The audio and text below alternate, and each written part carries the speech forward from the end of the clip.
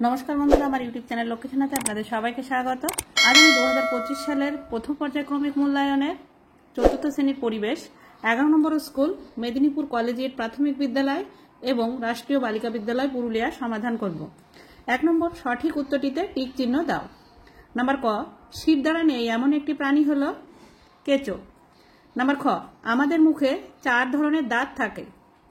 Number গ, একটি দানাশস্য জাতীয় খাবার হলো ভাত। নাম্বার ঘ, গাছ খাবার তৈরি করে পাতায়। 2 নম্বর শূন্যস্থান পূরণ করো। নাম্বার ক, পাখি এর শরীরের ভিতর বাতাস ভরা থলি আছে। নাম্বার খ, কাজ করতে শক্তি এর প্রয়োজন হয়।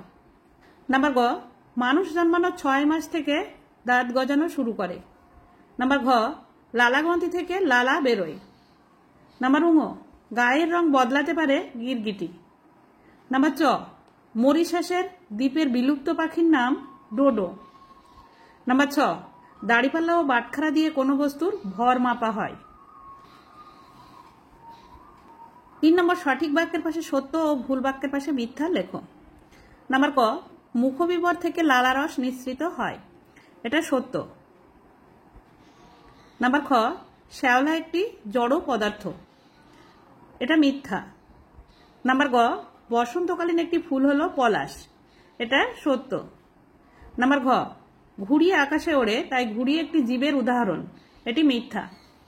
4 নম্বর, বাম দিকের সঙ্গে ডান দিক মেলাও। নাম্বার ক, জলে ভাসমান গাছ কচুরিপানা। নাম্বার খ, গির অরণ্য সিংহ। নাম্বার গ, সালোক সংশ্লেষ ক্লোরোফিল। নাম্বার ঘ, চিনি ও লোহার গুঁড়ো চুম্বক। 5 নম্বর, নিচের প্রশ্নগুলির একটি বাক্যে উত্তর দাও। নাম্বার ক, উদ্ভিদ বায়ুমণ্ডল থেকে কোন গ্যাস নিয়ে খাদ্য তৈরি করে? Carbon die oxide. নাম্বার খ, কয়েকটি জিওল মাছের নাম লেখো। কয়েকটি জিওল মাছ হলো শিঙি, মাগুর, লাঠা ইত্যাদি। নাম্বার গ, গ্রাসনালী দিয়ে খাবার কোথায় পৌঁছায়? গ্রাসনালী দিয়ে খাবার পাকস্থলীতে পৌঁছায়। নাম্বার ঘ, গ্যাস ছড়িয়ে যায়, এর একটি উদাহরণ দাও।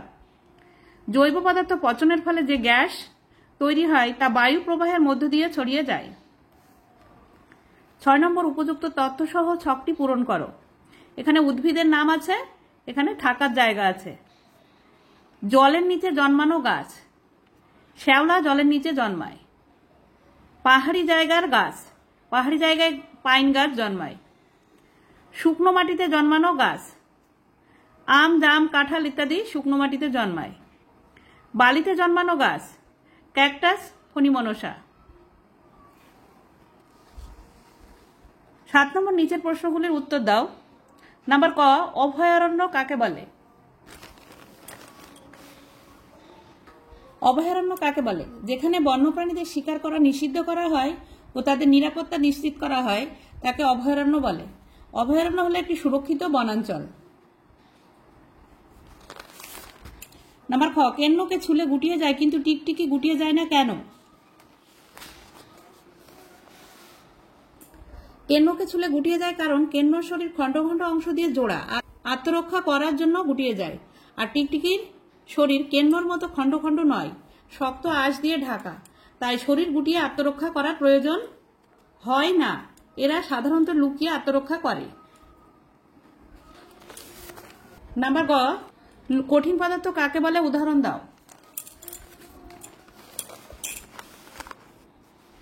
কঠিন পদার্থ হলো পদার্থের এমন একটি অবস্থা যেখানে এর নির্দিষ্ট আকার, আয়তন এবং দৃঢ়তা বজায় থাকে।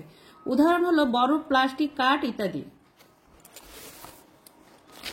নাম্বার ঘ, উভচর প্রাণী কাকে বলে উদাহরণ দাও।